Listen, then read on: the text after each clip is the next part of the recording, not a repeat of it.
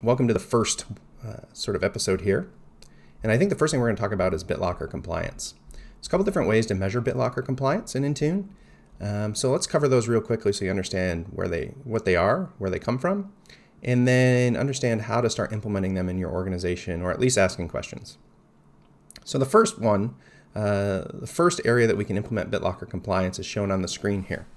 It's underneath the device health tab in Windows compliance. Now, this area, what happens here with this area is it uses the Windows Health Attestation components on the device to check to see if BitLocker is turned on. Now there's some sort of things you need to be aware of about the attestation components.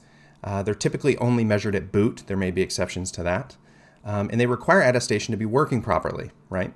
Now, attestation will work properly after sometimes several reboots, especially at enrollment. But if you're rolling out the setting for the first time or a device is going through enrollment, depending on how the device was configured coming from the manufacturer, it might take some reboots to make this all work properly. And this is because a lot of these attestation components are backed by TPM, right? So, in Windows 8, we went from, having to activate the TPM to now Windows activating the TPM and making it usable. And that process can take some time.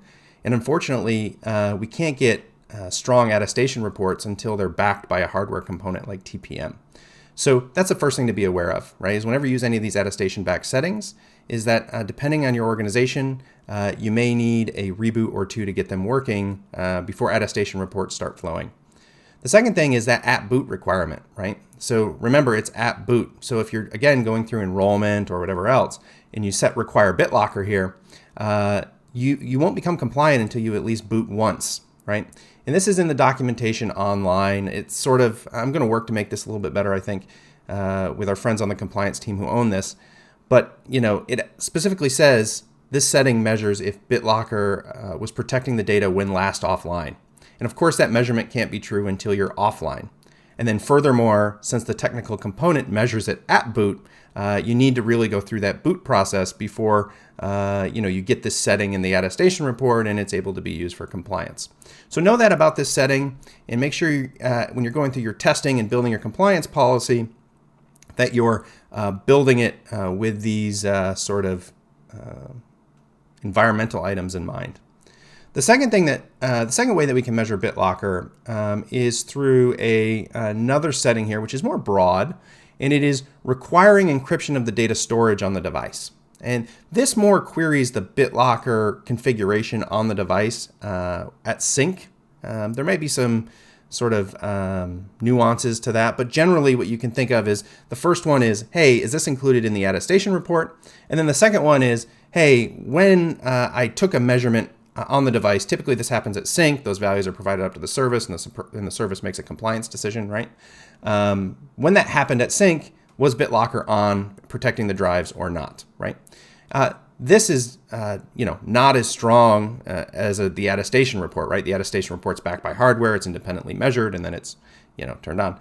But it gives you the same level of assurance as the rest of the compliance policies that are in Intune.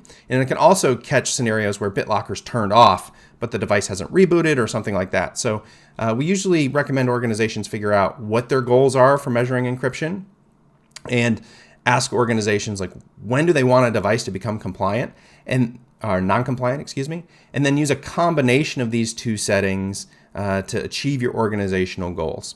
Now, we're investing in making this a little bit more straightforward, maybe giving you some more options here. More on that to come. Our team is always looking at ways to make this better. If you have feedback, you can add this to this video. Any questions, comments, or concerns, let me know. But yeah, this was a good first episode. This is what you can expect from these things. If you have any questions about these two settings, let me know. Thanks, everyone. Have a good rest of your day. We'll talk to you later. Bye-bye.